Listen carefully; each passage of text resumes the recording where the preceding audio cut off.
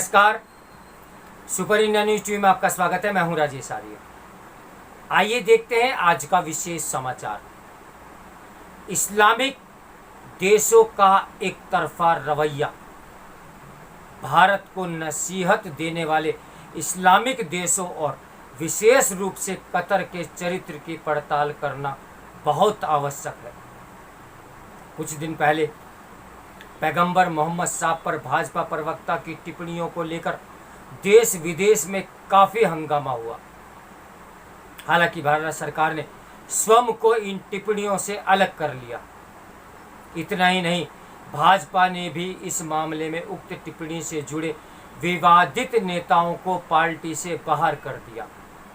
इसके बावजूद कुछ देश भारत को नसीहत देने में लगे थे। इनमें कतर बड़ा आक्रामक था।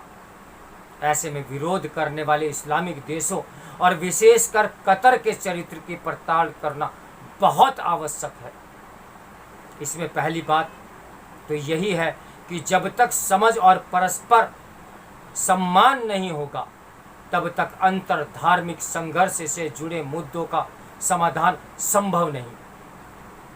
इस्लामिक देश यही मानते हैं कि वे जो मानक दूसरों के मामले में लागू करते हैं वे उन पर लागू नहीं होंगे, क्योंकि वे इस्लामिक हैं। ऐसे में वे परस्पर सम्मान और समसरता की उम्मीद नहीं कर सकते। उनका एक तरफा रवैया लंबे समय तक कायम रहा, लेकिन अब ईसाई और हिंदू जैसे समुदाय उनका ये खेल समझकर उनसे दोहरा रवैया खत्म करने की मांग कर रहे हैं। कतर अरब का एक बेहद छोटा सा देश है। उसकी आबादी करीब 29 लाख है, जो हमारे राजस्थान के जयपुर से भी कम है। उनसे भी केवल 3 लाख ही कतर के नागरिक हैं, शेष प्रवासी हैं। कतर के संविधान का अनुच्छेद एक यह कहता है कि वह एक अरब देश है और इस्लाम इसका धर्म, जहाँ इस्लामिक कानून ही उसके राष्ट्रीय कानूनों का प्रमुख स्रोत है। उसका अनुच्छेद 7 विदेश नीति से संबंधित है, जिनके अनुसार उसकी यह नीति अंतर्राष्ट्रीय शांति एवं सुरक्षा के सिद्धांत पर आधारित है, जो राज्य के आंतरिक मामले में हस्तक्षेपकारी और शांति प्रिय राष्ट्रों के साथ सहयोग की भावना के अनुरूप है। यह उल्लेख हमें कतर द्वारा पेंटर मकबूल फिदा हुसैन को नागरिकता प्रदान करने और उनकी मेहमान नवाजी के मामले की ओर ले जाता है। हुसैन हिंदू देवी देवताओं का अश्लील चित्रण कर भारत से भाग निकले थे, जिन्हें कतर ने शरण दी। एक देश के कानून में भगोड़ा घोषित व्यक्ति को पनाह देने के मामले में आंतरिक मामलों में हस्तक्षेप न करने वाली कतर की विदेश नीति का क्या हुआ? संस्कार भारती से जुड़े रहे डीपी सिन्हा ने वर्षों पहले हुसैन की कुछ सबसे आपत्तिजनक पेंटिंग्स का एक काला चिट्ठा तैयार किया था। 2003 में प्रकाशित एंटी हिंदूज पुस्तक के लेखकों प्रफुल्ल गुरडिया और के.आर. फांडा ने सिन्हा को उस मुहिम को नए सिरे से जीवंत किया। उनमें से तमाम पेंटिंग्स ऐसी हैं जिनकी अश्लील लज्जाजनक सामग्री के कारण यहाँ विस्तार से वर्णन करना भी संभव नहीं। फिर भी यह बताना आवश्यक है कि हुसैन की कूची ने माँ दुर्गा, सरस्वती, सीता के अलावा भगवान विष्णु, श्री गणेश, हनुमान और श्री कृष्ण सहित तमाम हिंदू देवी देवताओं का इतना आपत्तिजनक चित्रण किया जो एक आम हिंदू की भावनाओं पर आघात करता है। एक पेंटिंग में उन्होंने महाभारत में गीता के प्रसंग का इस प्रकार चित्रण किया है, जिसमें रथ पर श्री कृष्ण के स्थान पर जॉर्ज वाशिंगटन को दिखाकर भगवान विष्णु के अवतार को एक सामान्य पुरुष के रूप में दर्शाया गया।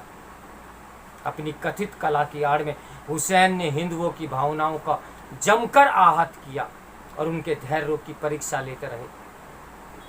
क्या हुसैन की इस रचनात्मकता में एक रूपता का भाव था?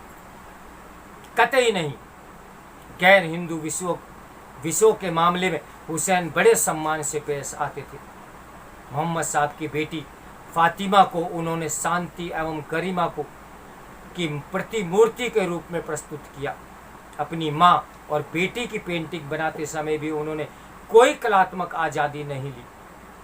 मदर टेरेसा की उनकी जिस पेंटिंग को कला का उत्कृष्ट नमूना करार दिया गया, उसमें भी उन्होंने मदर टेरेसा की करुणा को ही उकेरा। वापस कतार के मुद्दे पर लौटते हैं। भारतीयों के पास उससे भी यह प्रश्न पूछने का पूरा अधिकार है कि आप किसी ऐसे व्यक्ति की पूरी गर्मजोशी से कैसे मेजबानी कर सकते हैं जिसने 1 अरब हिंदुओं की भावनाओं को चोट पहुंचाई हो। हुसैन ने जिस धार्मिक समूह को आहत किया, जरा उसके आकार पर भी विचार कर लीजिए। यह कतर की आबादी से 300 गुना बड़ा है। भारतीयों की बहुसंख्यक आबादी के मामले में ऐसा दुर्भाग्यपूर्ण और बिना किसी संदेह के विद्वेषपूर्ण निर्णय लेने के बाद क्या आप अधिकार रखते हैं कि कुछ दिनों पहले भारतीय टेलीविज़न पर घटे एक वाक्य को लेकर इस प्रकार हंगामा करें? कतर की ओर कूच करने वाले हुसैन ने आरोप लगाया था कि हिंदू उनके खून के प्यासे हो गए हैं। यह बिल्कुल बेतुका आरोप था, क्योंकि लोकतांत्रिक हिंदुओं ने उनसे अदालती लड़ाई के लिए ही अपना पक्ष तैयार किया था। यदि उन्होंने फातिमा या किसी अन्य इस्लामिक प्रतीक का हिंदू देवी देवताओं की भांति चित्रण किया होता तो दुनिया भर में तमाम मुस्लिम उनका सिर कलम करने की मुहिम छेड़ देते। इसके अतिरिक्त हमें कतर जैसे इस्लामिक देश और भारत सरीखे लोकतांत्रिक राष्ट्र के बीच अंतर को भी समझना चाहिए। भारतीय संविधान जहां प्रत्येक धार्मिक अल्पसंख्यक के अधिकारों की रक्षा के लिए कड़े प्राविधान करता है, वहीं कतर स्वघोषित इस्लामी मुल्क है।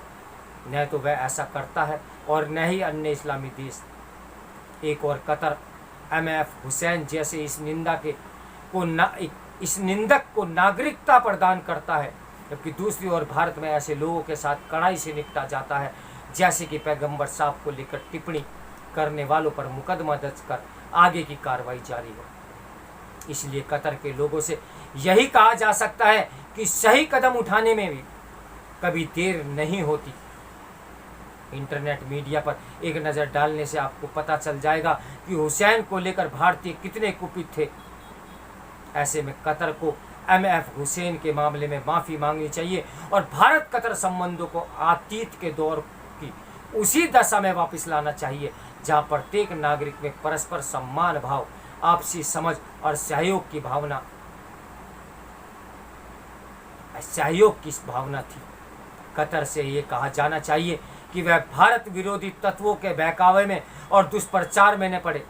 उसे 1 अरब से अधिक हिंदुओं में पुनः जागरण के भाव को महसूस करने और द्विपक्षीय संबंधों को बेहतर बनाने की दिशा में पहल करने की आवश्यकता है। वास्तव में जो कुछ कतर से अपेक्षित है वही अन्य इस्लामी देशों से भी अपेक्षित है। इस समाचार के लेखक हैं प्रसार भारती के पूर्व अध्यक्ष एवं वरिष्ठ स्तंभकार ए सूर्य प्रकाश। तो मेरे साथ बने रहिए सुपर इंडिया न्यूज़ टीवी की ब्रेकिंग न्यूज़ के लिए। नमस्कार, मैं हूं राजेश आर्या।